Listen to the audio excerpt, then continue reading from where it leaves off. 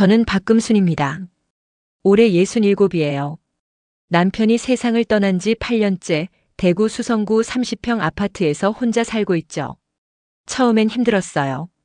빈집이 너무 크게 느껴졌거든요. 밤마다 혼자 누워있으면 남편 생각에 눈물이 났습니다. 하지만 이제는 익숙해졌어요. 아침에 일어나서 창문 열고 간단하게 아침 먹고 공원 나가서 친구들 만나고 그렇게 하루하루 살아가고 있죠. 제 아들 준혁이는 같은 동네에 살아요. 며느리 수진이랑 둘이서요. 근데 연락이 별로 없습니다. 아주 가끔 한 번씩 보는 정도예요. 전화해도 바쁘다고 금방 끊어요. 엄마 지금 회의 중이라 나중에 전화할게요. 그러고는 전화가 안 와요. 처음에는 서운했죠. 왜 이렇게 무심할까 섭섭했어요. 하지만 이제는 이해하려고 합니다. 요즘 젊은 사람들 다 바쁘니까요. 단짝 친구 명자는 다릅니다. 아들이 둘인데 자주 찾아온대요. 용돈도 보내주고 고기도 사준대요. 언니 아들은 요즘 어때? 응. 잘 지내지 뭐.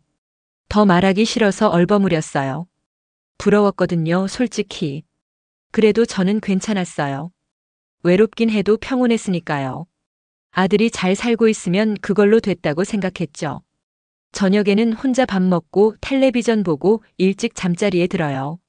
가끔 준혁이 어렸을 때 사진을 봅니다. 초등학교 운동회 때 제 손 꼭 잡고 웃던 모습. 그때는 참 다정했는데 말이에요. 언제부터 이렇게 멀어졌을까요? 잘 모르겠습니다. 그렇게 살고 있었어요. 어제와 비슷한 오늘, 오늘과 비슷할 내일. 그런데 그날이었습니다. 휴대폰이 울렸어요. 화면을 보니까 준혁이라고 떠 있더라고요. 무슨 일이지? 가슴이 두근거렸습니다. 혹시 무슨 안 좋은 일이라도 생긴 건 아닐까? 여보세요? 엄마. 왜? 무슨 일 있니? 아니요, 별일 없어요. 준혁이 목소리가 평소보다 밝았어요. 엄마, 이번 주 토요일에 시간 되세요? 토요일? 응, 되는데. 저희가 엄마 생신도 있고 해서 밥 사드리려고요. 생신? 아, 맞다. 다음 주가 제 생일이었어요. 깜빡하고 있었죠.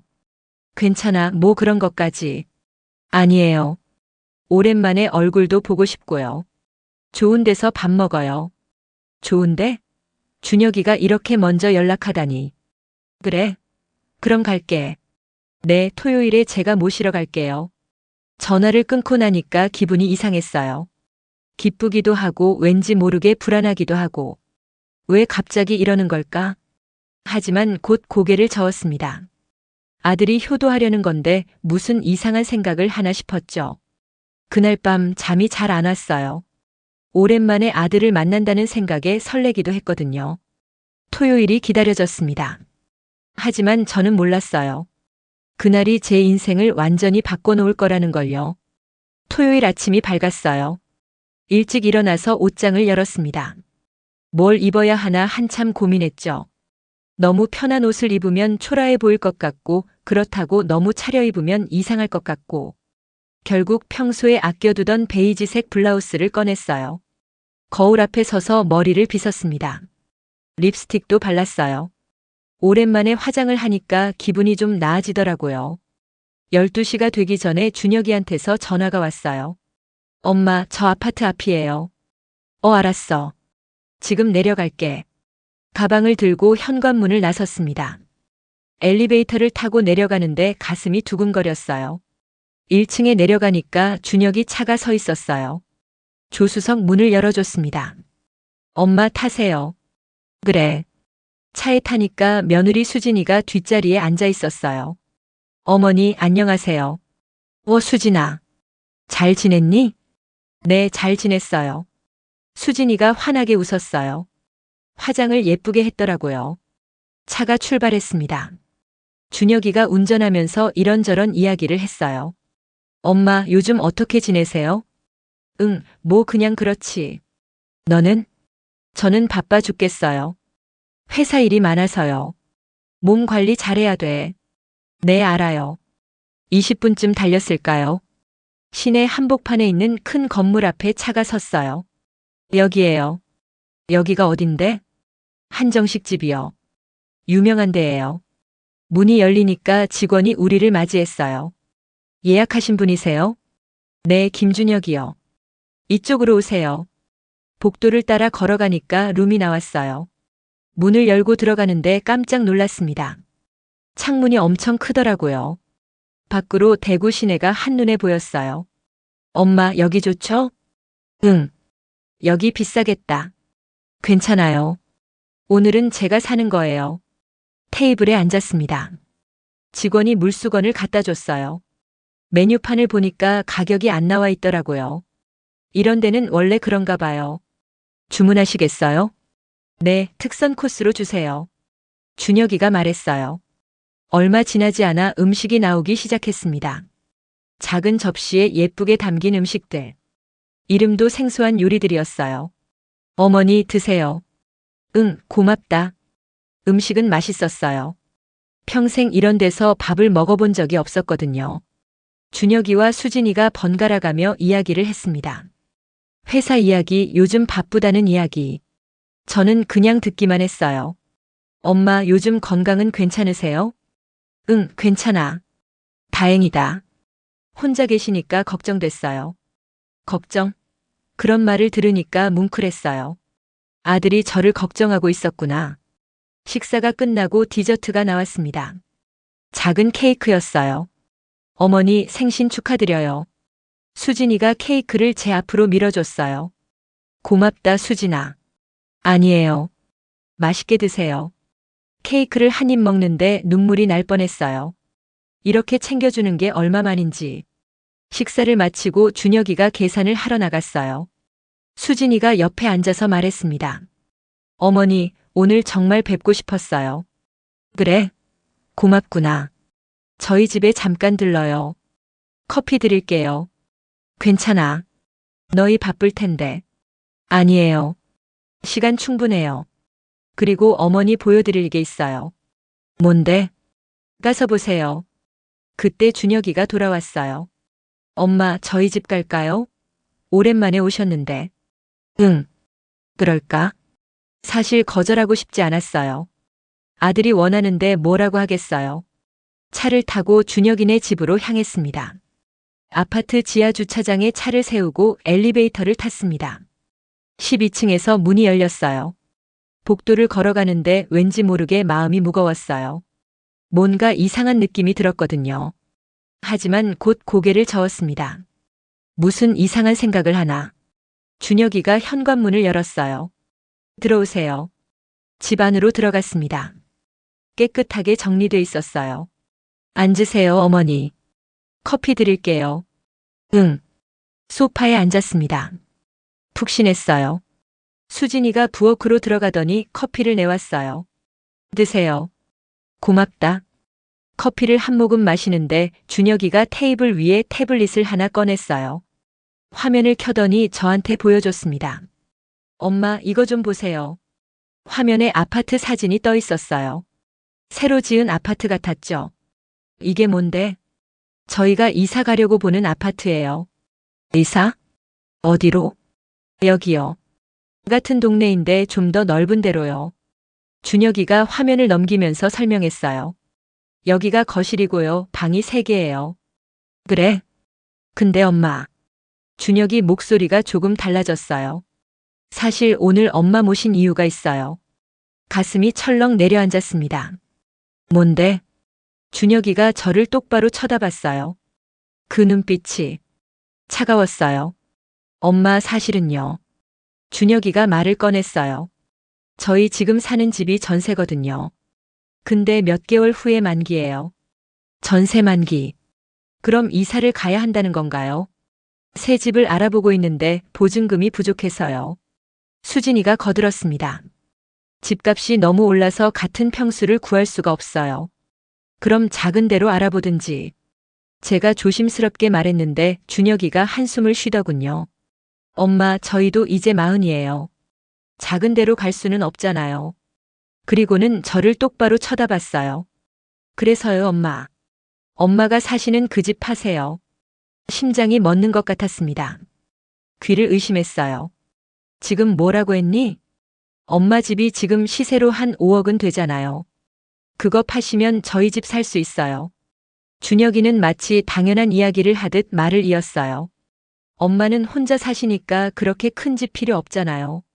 저희가 작은데 구해드릴게요. 보증금 5천 정도 되는 대로요. 5천짜리 전세. 제가 30년을 살던 집을 팔아서 전세 5천짜리로 가라고요? 남편과 함께 고른 그 집을, 남편의 손때가 묻은 그 집을 팔라고요? 안 돼. 제 목소리가 떨렸어요. 그 집은 못 줘. 그건 내 아버지랑 내가 평생 일해서 산 집이야. 그게 뭐가 중요해요? 준혁이 목소리가 차갑게 변했어요. 엄마 혼자 30평에서 사시는 게 말이 돼요? 아들 부부는 힘들게 사는데요. 준혁아, 그래도. 엄마. 준혁이가 테이블에 팔을 괴고 저를 빤히 쳐다봤습니다. 어차피 나중에 저희 줄 집 아니에요? 그 순간 숨이 막혔어요. 가슴에 찬물을 끼얹은 것처럼 온몸이 얼어붙었습니다. 뭐라고? 엄마 돌아가시면 그 집 누가 받아요? 저밖에 없잖아요. 준혁이는 태연하게 말했어요. 마치 계산기를 두드리듯 냉정하게. 지금이나 나중이나 똑같은데 왜 이러세요? 미리 주시면 안 돼요? 제 입술이 바짝 말랐어요. 목구멍이 막혀서 말이 나오지 않았습니다. 제 아들이, 제가 낳아서 키운 아들이 지금 제 앞에서 뭐라고 한 거죠? 준혁아, 너 지금 무슨 말을 하는지 알고 있니? 사실이잖아요. 수진이가 끼어들었어요. 어머니, 법적으로도 자식이 상속받게 돼 있어요. 나중에 주실 거면 지금 주셔도 되잖아요. 법적으로. 상속. 그런 단어들이 귓가에서 맴돌았어요. 나는 거기서 살 거야. 제 목소리가 떨렸지만 단호했습니다. 그 집 안 팔아. 절대로.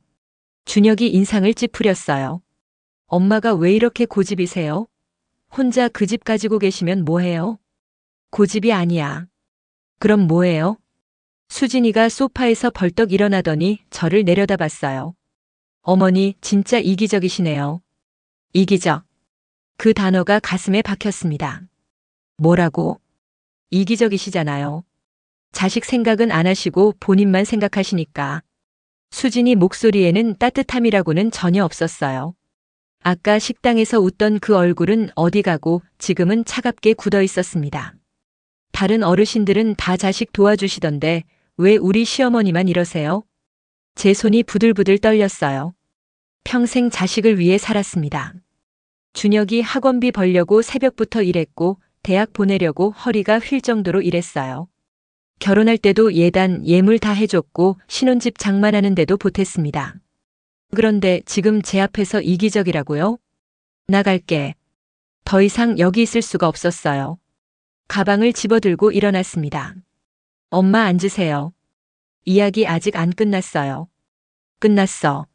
현관에서 신발을 신으려는데 수진이 뒤에서 말했습니다. 그럼 가세요. 어차피 집도 안 주실 거면서 왜 오셨어요? 돌아봤습니다. 수진이가 팔짱을 끼고 서 있었어요. 참, 택시비. 수진이가 지갑에서 10,000원짜리 한 장을 꺼냈어요. 그러더니 현관 신발장 위에 툭 던지듯 놓았습니다. 이거면 되시죠? 10,000원. 그 순간 모든 게 무너지는 것 같았어요. 비싼 한정식 사준 것도 생일 축하한다던 말도 다 거짓이었구나. 집을 빼앗으려고 저를 부른 거였어요. 준혁이는 옆에서 고개를 숙이고 있었습니다. 아무 말도 하지 않았어요. 며느리가 저한테 저렇게 하는데도 말리지 않았습니다. 수진아, 너희들 조심히 가세요, 어머니. 혼자 사시는데 몸 다치시면 안 되잖아요. 그 말투에 배려는 없었어요. 비꼬는 투였습니다. 현관문을 열고 나왔어요. 뒤에서 문이 쾅 닫혔습니다. 복도에 혼자 서 있는데 다리에 힘이 풀렸어요. 벽에 손을 짚고 간신히 버텼습니다. 눈물이 나올 것 같았지만 참았어요, 아직은. 엘리베이터를 타고 1층으로 내려와서 밖으로 나왔습니다. 손을 들어 택시를 잡았어요. 한참을 기다려서 겨우 한 대가 섰습니다. 차가 출발했어요. 창밖을 보는데 그제야 눈물이 흘러내렸습니다. 참으려고 했는데 참을 수가 없었어요. 어차피 제 거예요. 그 말이 계속 귓가에 맴돌았어요. 아들이 제 죽음을 기다리고 있구나, 그런 생각이 들었습니다. 집에 도착해서 현관문을 열고 들어갔어요. 문을 닫자마자 그 자리에 주저앉았습니다. 그리고 소리내어 울었어요. 얼마나 울었을까요? 눈물이 마를 때까지, 목이 쉴 때까지 울었습니다. 이 집, 남편이 여기가 좋겠어라며 웃던 그날이 생각났어요. 함께 이사 오던 날 남편이 짐을 나르면서 여기서 오래오래 살자고 했던 말이 떠올랐습니다. 가슴속에서 뜨거운 뭔가가 치밀어 올랐어요. 슬픔이 분노로 바뀌고 있었습니다. 그날 밤 잠을 한숨도 못 잤어요. 천장을 바라보면서 계속 생각했습니다. 이제 어떻게 해야 하나. 다음 날 아침 핸드폰이 울렸습니다. 화면을 보니까 준혁이라고 떠 있었어요. 받지 않았습니다. 또 울렸지만 또 받지 않았어요. 이번에는 문자가 오더군요. 엄마, 어제는 제가 말을 좀 심하게 했어요. 근데 진짜 저희 힘들어요. 생각 좀 해주세요. 핸드폰을 내려놓았습니다. 하지만 이게 끝이 아니었어요. 그날 이후로 지옥이 시작됐어요. 다음 날 아침부터 준혁이한테서 전화가 왔습니다. 받지 않았어요. 문자가 쏟아졌습니다. 엄마, 전화 좀 받아주세요. 저희 이야기 좀 들어주세요. 오후에는 수진이한테서도 왔어요. 어머니, 오빠가 요즘 스트레스 때문에 힘들어해요. 다른 어르신들은 다 자식 도와주시던데요. 다른 어르신들은 다 도와준다고요? 그 문자를 보는 순간 손이 떨렸어요. 그럼 저는 뭐예요? 나쁜 엄마예요? 핸드폰을 꺼버리고 싶었지만 그럴 수도 없었어요. 하루에도 몇 번씩 전화가 오고 문자가 왔습니다. 사흘째 되던 날 저녁 초인종이 울렸어요. 인터폰 화면을 보니까 준혁이가 서 있었습니다. 엄마, 저예요. 문 열어주세요. 문을 열어줄 수 없었어요. 엄마, 제 목소리 안 들려요? 준혁이 목소리가 복도에 울려 퍼졌습니다. 옆집에서도 들릴 정도였어요. 엄마, 제발 문 열어주세요. 이웃 눈치가 보였어요. 얼굴이 화끈거렸지만 그래도 문을 열 수 없었습니다. 한참 후에야 준혁이가 돌아가는 발소리가 들렸어요. 소파에 주저앉았습니다. 온몸에 힘이 빠졌어요. 밤에는 잠을 못 잤어요. 눈을 감으면 어차피 제 거예요 라는 말이 귓가에서 맴돌았고 수진이의 차가운 표정이 떠올랐습니다. 입맛도 없어서 제대로 먹지도 못했습니다. 거울을 보니 얼굴이 초췌해져 있었어요. 내가 뭘 잘못한 걸까? 그런 생각이 들 때도 있었어요. 제 집을 지키는 게 그렇게 잘못된 일인가요? 하지만 곧 고개를 저었습니다. 아니야, 내가 잘못한 게 아니야. 일주일째 되던 날 아침 또 준혁이한테서 전화가 왔습니다. 이번에는 받았어요. 엄마. 준혁이 목소리가 지쳐 있었어요. 아직도 생각 안 하셨어요? 준혁아, 이 집은 정말 못 팔아. 왜요? 왜 안 돼요? 가슴속에서 뜨거운 게 치밀어 올랐어요. 준혁아, 너 지금 엄마한테 집 팔고 전세 5천짜리 가서 살라는 거지. 그게 아니라. 그게 맞잖아. 이 집 팔고 너한테 돈 주고 난 좁은 집으로 가라고. 너희 좋은 집으로 이사 가려고. 목소리가 떨렸어요. 나도 살아야 해. 나도 내 집에서 편하게 살 권리가 있어. 왜 내가 불편하게 살아야 하는데? 엄마는 혼자시잖아요. 혼자면 좁은 데 가서 살아야 돼? 평생 일해서 산 집인데? 그게 말이 되냐? 준혁이가 잠시 침묵했어요. 너는 편한 집에서 살면서 엄마는 좁은 집 가서 살라는 게 효도냐? 엄마, 너 아버지가 살아계셨으면 뭐라고 했을 것 같아? 엄마한테 집 팔라고 했을 것 같아? 아버지가 그렇게 일해서 산 집인데. 준혁이가 아무 말도 하지 못했습니다. 엄마, 그래도 저희가 이렇게 힘든데. 그건 내가 알아서 해결할 일이야. 내 집을 빼앗아서 해결할 일이 아니라고. 빼앗는 게 아니라. 그게 빼앗는 거야. 전화를 끊었어요. 손이 부들부들 떨렸습니다. 화가 나면서도 한편으로는 마음이 무너지는 것 같았어요. 소파에 앉아서 한참을 멍하니 있었습니다. 이러다가 제가 먼저 무너지는 건 아닐까 그런 생각이 들었어요. 누군가한테 이야기하고 싶었어요. 이 답답함을, 이 괴로움을. 핸드폰을 들어서 명자한테 전화를 걸었습니다. 여보세요? 명자야, 나. 목소리가 떨렸어요. 언니, 왜 그래? 무슨 일 있어? 나 지금 너 만나도 될까? 이야기 좀 하고 싶어. 그래, 우리 집으로 와. 내가 차 끓여 놓을게. 응, 고마워. 전화를 끊고 옷을 챙겨 입었습니다. 집을 나서서 명자네로 향했어요. 걸어가면서 생각했습니다. 명자한테 이야기하면 좀 나아질까? 명자네 집 앞에 도착해서 초인종을 눌렀어요. 언니, 어서 와. 명자가 문을 열어줬습니다. 거실로 들어가서 소파에 앉았어요. 언니, 무슨 일이야? 얼굴이 왜 이래? 명자가 걱정스러운 얼굴로 저를 쳐다봤습니다. 저는 한참을 말을 못하고 있다가 입을 열었어요. 명자야. 준혁이가. 목이 메었어요. 준혁이가 어쨌는데? 나한테 집 팔라고 해. 명자 얼굴이 굳어졌습니다. 집을 왜 팔아? 자기네가 집 사는데 돈이 필요하대. 전세 만기가 몇 개월 후래. 그래도 그렇지 어떻게 엄마한테 집 팔라고 해? 그것도 그냥 팔라는 게 아니야. 팔아서 자기네 집 사는데 주고 나는 전세 5천짜리 가서 살래. 미쳤네. 명자가 고개를 저었어요. 어머니가 30년 산 집을 팔아서 자기네는 편한 집 사고 어머니는 좁은 데로 가라고. 응. 그리고 말이야. 목소리가 떨렸습니다. 뭐라고 했는지 알아? 어차피 나중에 저희 거잖아요, 그래. 뭐? 명자가 벌떡 일어났어요. 지금 엄마 죽으면 자기 거니까 미리 달라고. 그게 사람이 할 소리야? 며느리는 나보고 이기적이래. 다른 어르신들은 다 자식 도와주시는데 나만 안 도와준다고. 눈물이 나왔어요. 참으려고 했는데 명자 앞에서는 참을 수가 없었습니다. 언니. 명자가 제 손을 잡았어요. 언니 울지 마. 언니가 잘못한 거 하나도 없어. 그런데 왜 이렇게 힘든지 모르겠어. 일주일 내내 전화 오고 문자 오고 집 앞까지 찾아와서 소리 지르고. 뭐? 집까지 찾아왔어? 응. 현관 앞에서 문 열어달라고 소리 질렀어. 이웃들이 다 들었을 거야. 명자가 한숨을 쉬었습니다. 언니, 나도 비슷한 일 겪었어. 너도? 응. 우리 큰아들 결혼할 때 말이야. 명자가 차를 한 모금 마시고 말을 이었어요. 그때 애가 나한테 집 담보로 대출 좀 받아달래. 결혼 자금이 필요하대. 그래서? 나는 안 된다고 했지. 내 집에 대출을 왜 받아? 근데 계속 졸라서 결국 받아줬어. 그 다음엔 몇 년 지나니까 애가 대출금을 안 갚더라고. 내가 갚았어. 2천만 원.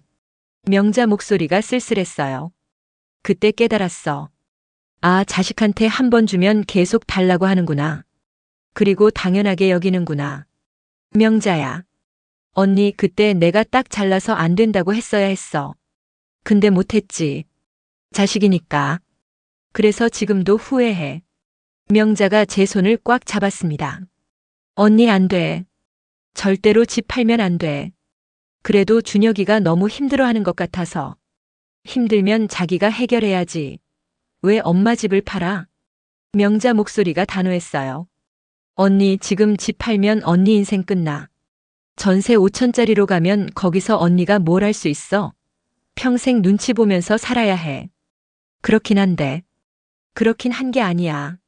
언니 인생을 살아야 해. 그 말이 가슴에 꽂혔어요. 언니 인생 살아야 해. 준혁이는 준혁이 인생 살잖아. 언니도 언니 인생 살아야지. 자식 눈치 보지 말고. 내 인생. 그 단어가 낯설게 느껴졌습니다. 평생 자식 위에 살았는데 제 인생이라니. 언니 솔직히 말해봐. 언니 돈 있잖아. 응? 깜짝 놀랐어요. 명자가 어떻게 알았을까요? 언니 표정 보면 알아. 가지고 있는 거 있지? 저는 잠시 망설이다가 고백했어요. 사실은 돈이 좀 있어. 얼마나? 남편이 남긴 보험금이랑 내 퇴직금 합쳐서 한 몇 억 정도. 명자가 눈을 크게 떴어요. 그럼 준혁이는 몰라? 응. 나는 집밖에 없는 줄 알아. 일부러 말 안 했어.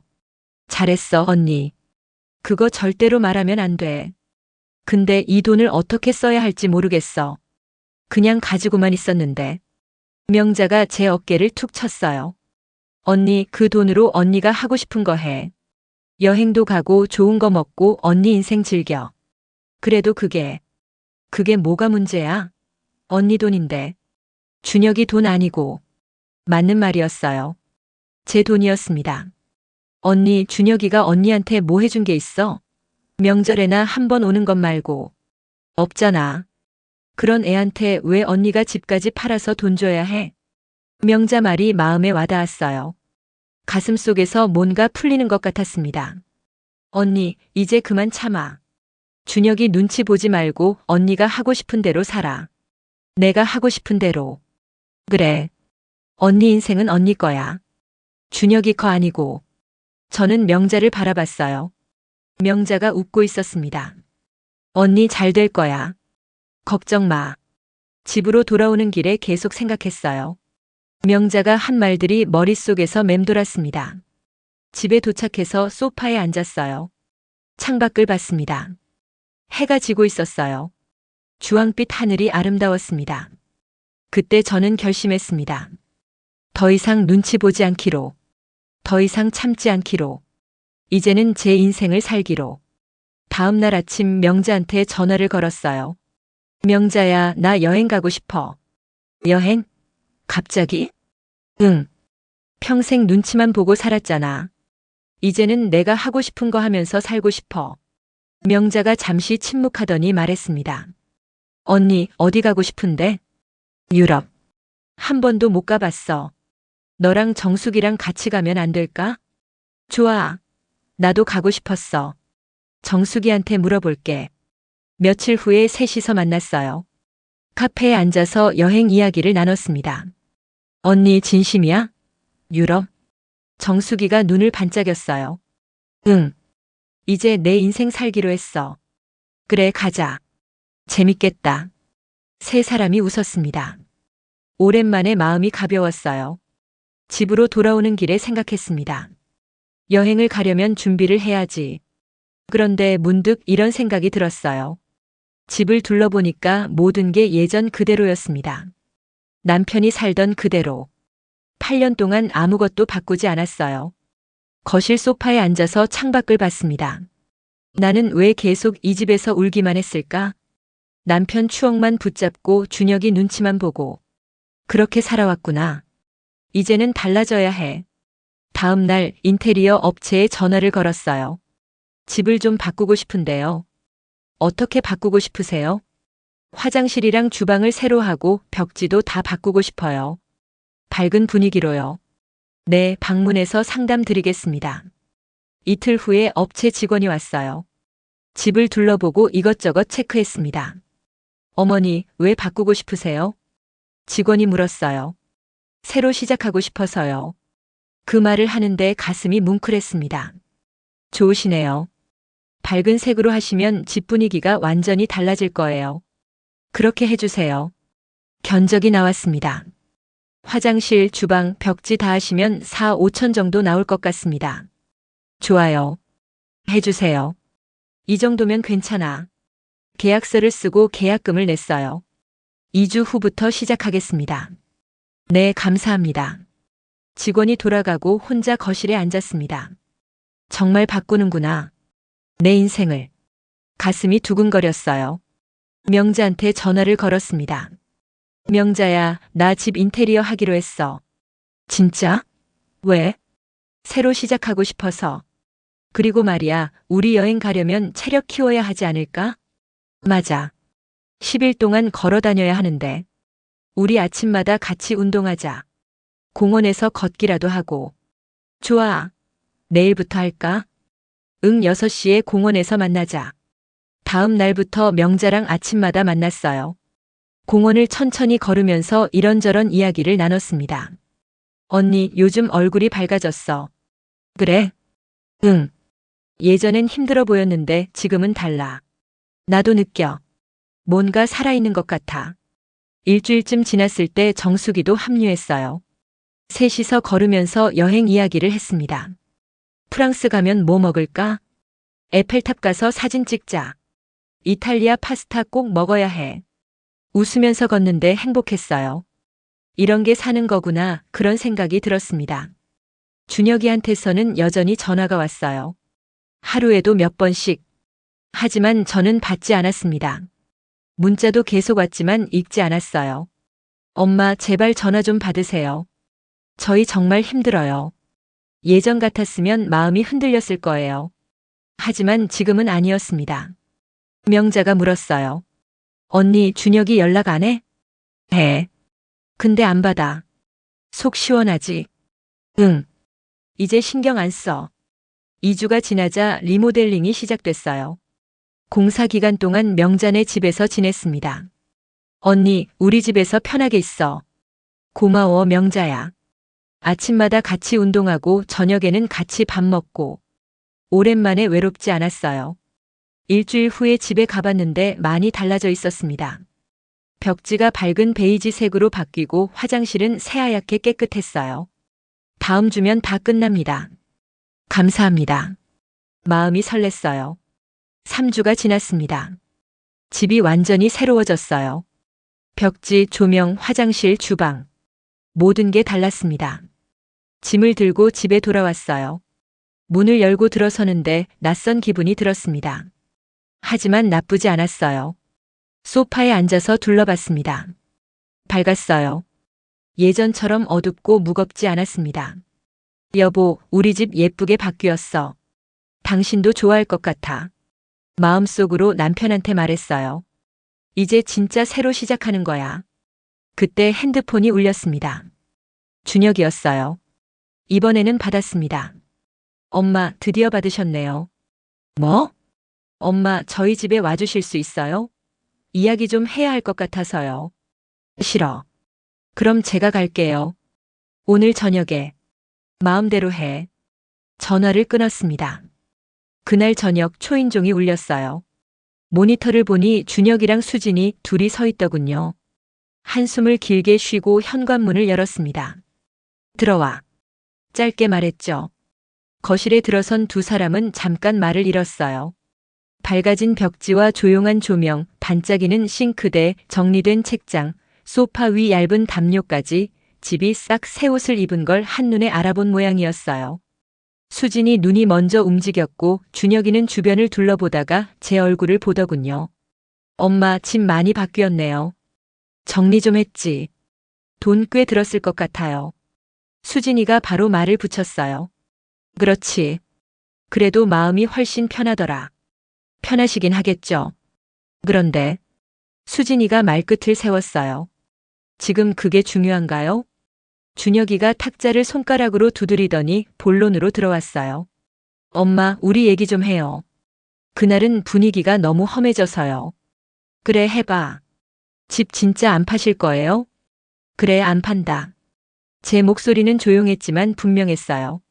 수진이가 기다렸다는 듯이 중간에 끼어들었어요. 어머니, 다른 어르신들은 다 자식 도와주시던데요. 전세 만기도 다가오고 이제 저희도 더 넓은 집으로 가야 하잖아요. 그건 너희가 정할 일이겠지. 그러니까요. 어머니 집을 정리하면 저희가 살 집을 마련할 수 있어요. 어머니는 혼자시니까 더 작은 데로 가셔도 되고요. 그 말이 참 쿡 찌르듯 들어오더군요. 혼자니까 작아도 된다는 말 얼마나 쉽게들 뱉는지. 안 판다니까. 다시 한번 또렷하게 말했어요. 준혁이가 목소리를 조금 높였어요. 엄마, 왜 이렇게 고집을 부리세요? 저도 계산 다 해봤어요. 엄마 집 팔면 저희가 새 아파트를 살 수 있고 엄마는 5천 정도 전세로 옮기셔도 충분하잖아요. 그만. 제가 손바닥을 들어보였어요.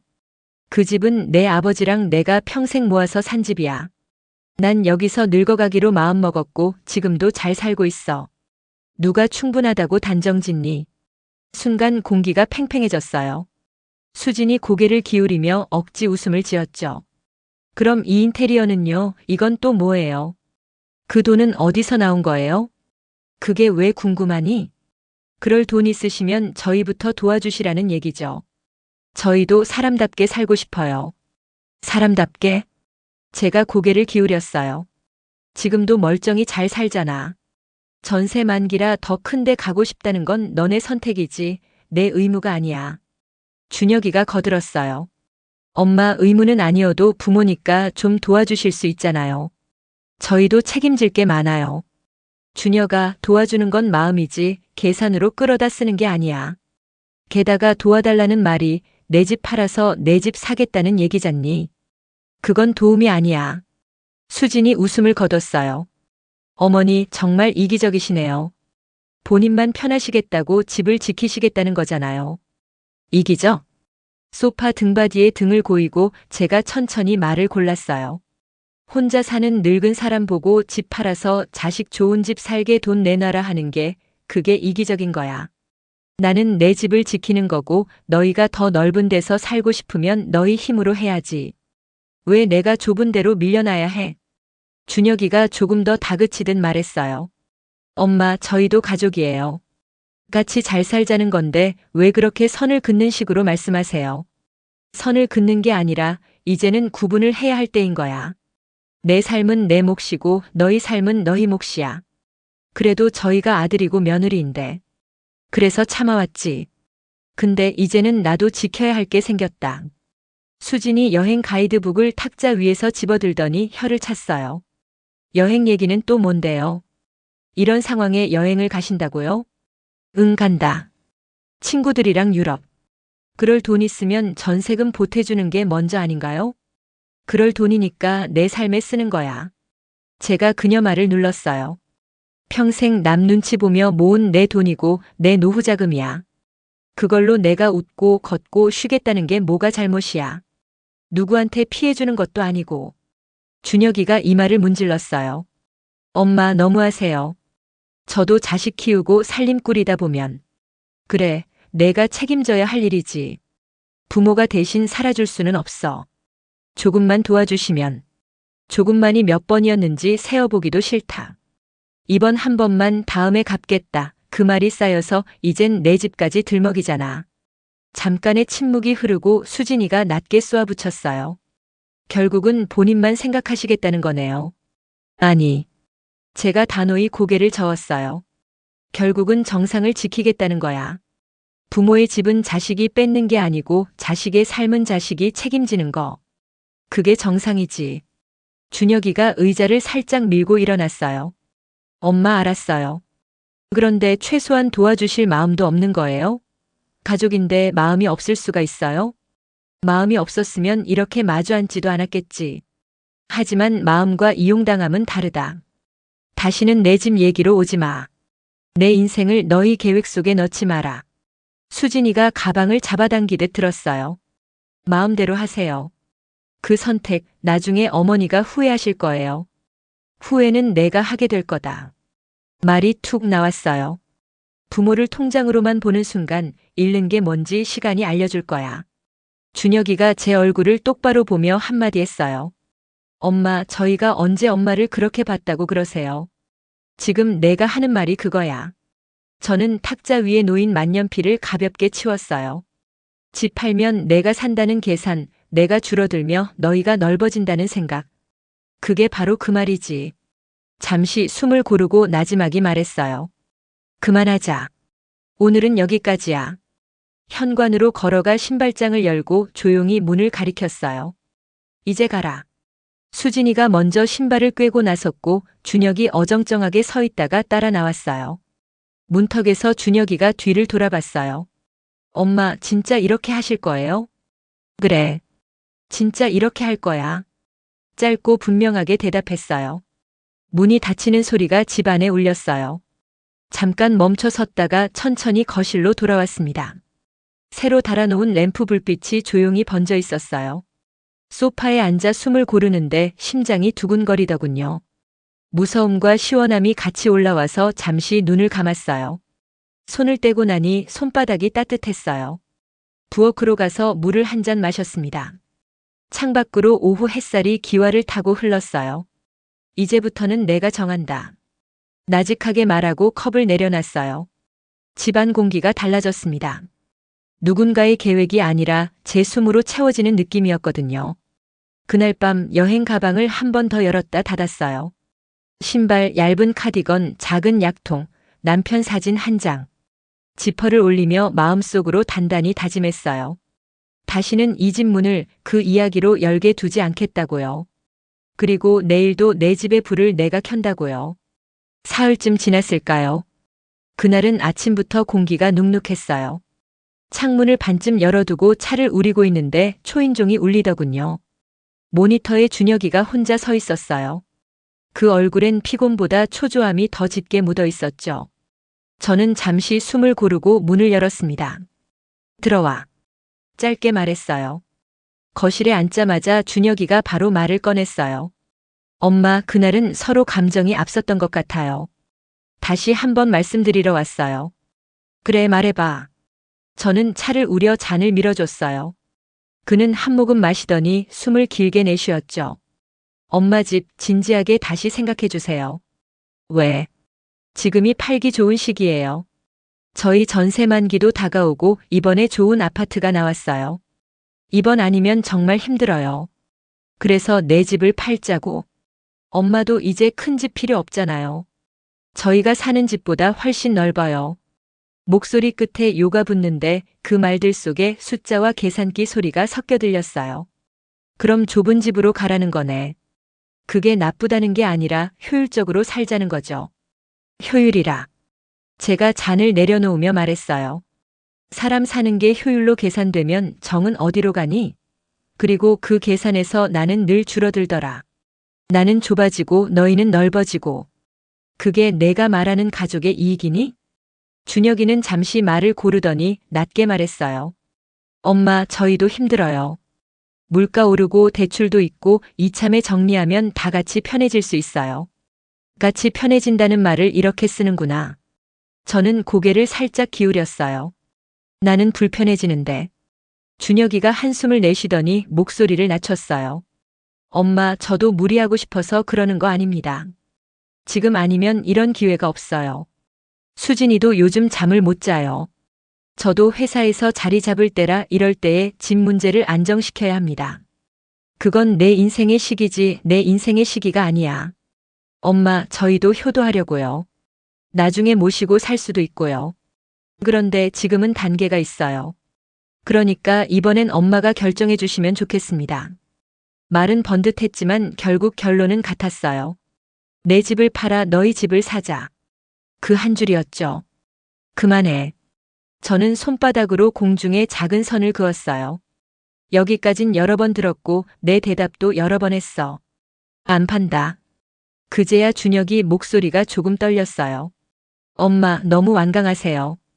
그냥 저희가 편해지자고 하는 게 뭐가 그렇게 나빠요? 편해지자고? 내가 편해지겠지. 나는 불편해져. 제 말투가 조금 단단해졌어요. 살 집을 자기 힘으로 마련하는 게 순서지 혼자 사는 사람 집 팔아서 편해지자는 게 말이 되냐? 혼자 사시잖아요. 그래서 말씀드리는 거예요. 30평이 과하잖아요. 내가 과한지 아닌지는 내가 정해. 너는 내가 살 집 크기를 정하고. 준혁이가 잔을 만지작거리다 말끝을 높였어요. 엄마, 너무 감정적으로만 보지 마세요. 이건 투자고 계획이고 가족의 미래입니다. 엄마도 결국엔 뭐? 결국엔 저희가 책임지잖아요. 그 순간 가슴에 뭐가 탁 걸리더군요. 저를 책임진다는 말, 그 단어 속에 묘한 자격증 같은 게 끼어 있더라고요. 준혁아. 저는 등을 곧게 세우고 아들을 봤어요. 엄마를 책임진다는 말, 그 말 속에 내가 내 재산 목록에 들어가 있지는 않니? 아니에요, 엄마. 그런 뜻이 아니고요. 내가 말하는 책임은 내가 줄어들고 너희가 커지는 계산 위에 서 있잖아. 나는 더 이상 거기 안 서. 그때였어요. 준혁이 눈동자가 흔들리더니 목소리가 확 올라갔어요. 어차피 엄마 돌아가시면 다 제 거잖아요. 방 안이 갑자기 아주 조용해졌어요. 분명 창문은 열려 있는데 바람 소리도 끊긴 것 같았어요. 저는 아무 말도 하지 않았어요. 찬물 한 모금 마신 듯 입천장이 얼얼했지요. 그 말을 결국 입 밖으로 꺼내는구나. 언젠가 귓속에서 맴돌던 문장이었는데 이렇게 또박또박 듣게 될 줄은 몰랐네요. 저는 천천히 자리에서 일어났어요. 서랍 쪽으로 걸어갔다가 그대로 돌아와 앉았어요. 그래서 준비하려고 한다. 준혁이 눈이 동그래졌어요. 뭘요? 유언장. 유언장이요? 그래. 내 뜻을 분명히 써둘 거야. 이 집 내가 손 못 대게. 필요하면 내가 매각해서 내 노후에 쓸 거고 내 몫은 없어. 엄마, 그건 너무하시잖아요.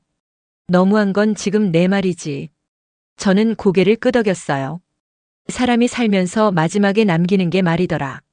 그 말을 종이에 박아둘 거야. 살아있는 동안도 죽고 나서도 내 인생과 내 재산은 내 의지로 간다. 내 마음대로 못한다. 준혁이 눈빛이 흔들렸어요. 저 그런 뜻 아니에요. 그냥 현실적으로 얘기한 거예요. 현실이라면 내 현실이지. 넓은 집, 더 나은 조건 다 너희 얘기잖아. 내 삶은 왜 내 계획 속에 들어가야 하니? 엄마, 가족이잖아요. 가족이면 선은 지켜. 부모의 인생은 자식의 자산이 아니야. 그걸 이제라도 배워야 돼. 준혁이 한참 말이 없더니 작게 말했어요. 엄마, 진짜 이렇게까지 하실 거예요? 그래. 이렇게까지 할 거야. 그럼 나중에 후회하시면요? 후회는 내가 하게 될 거야. 저는 조용히 자리에서 일어나 문을 가리켰어요. 이제 가라. 다시는 이런 일로 오지 마라. 준혁이가 자리에서 일어났다 앉았다 하더니 갑자기 고개를 숙였어요. 엄마, 죄송합니다. 말이 과했어요. 근데요, 정말 마지막으로 한 번만 생각해 주세요.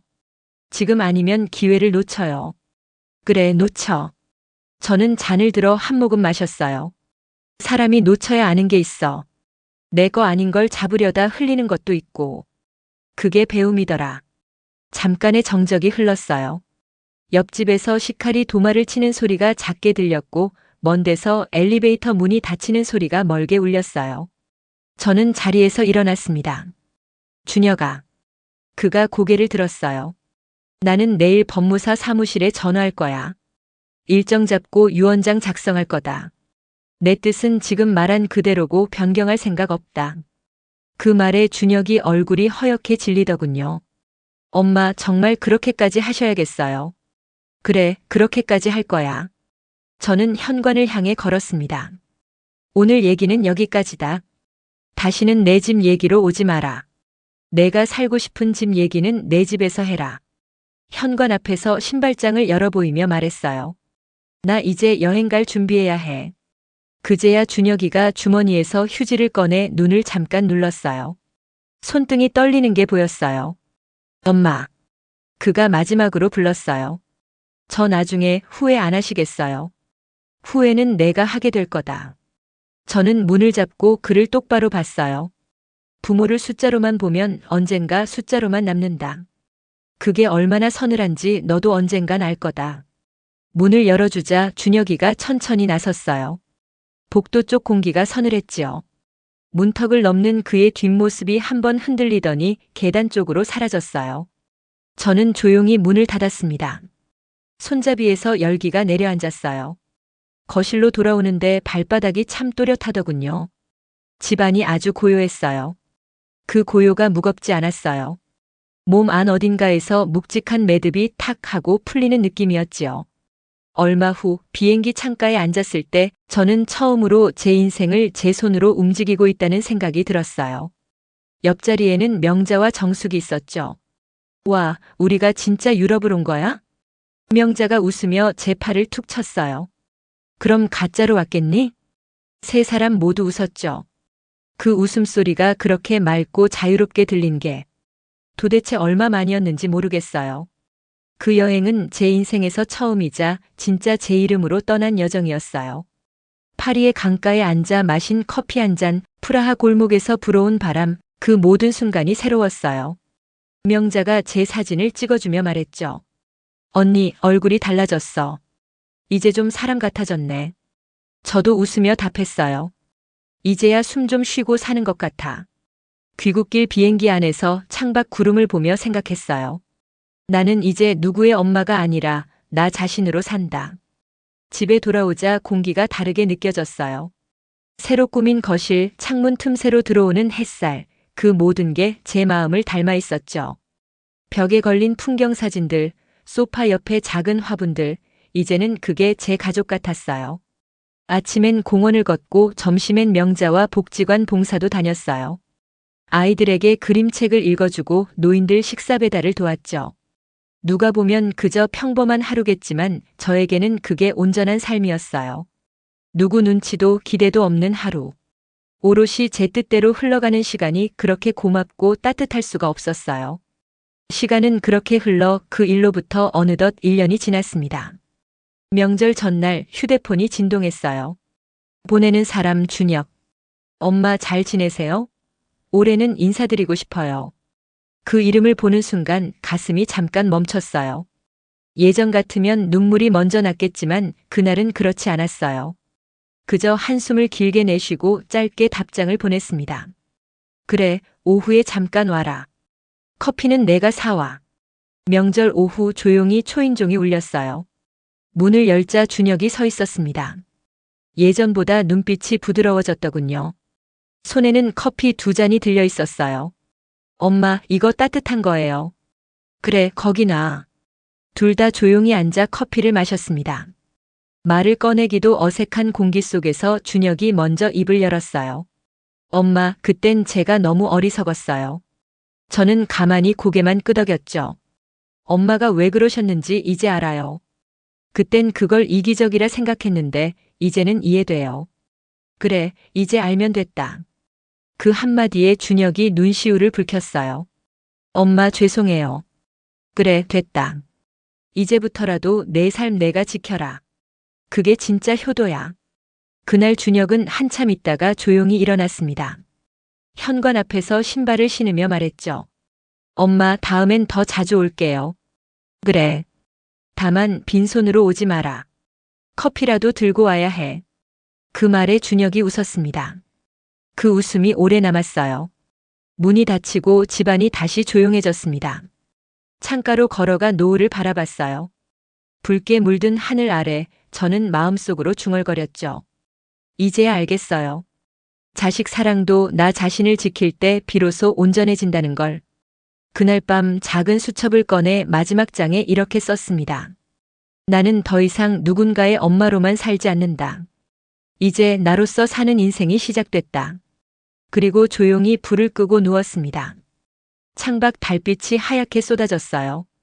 그 빛 속에서 저는 처음으로 제 인생의 주인으로 숨을 고르게 쉬었습니다. 오늘도 마흔 이후 사람 공부와 함께 해주셔서 감사합니다. 이 이야기가 여러분 마음에 작은 울림이 되었다면 좋아요와 구독 그리고 알림 설정 부탁드립니다. 다음 시간에는 또 다른 인생의 이야기로 당신의 하루의 따뜻한 동행이 되어 드릴게요. 감사합니다.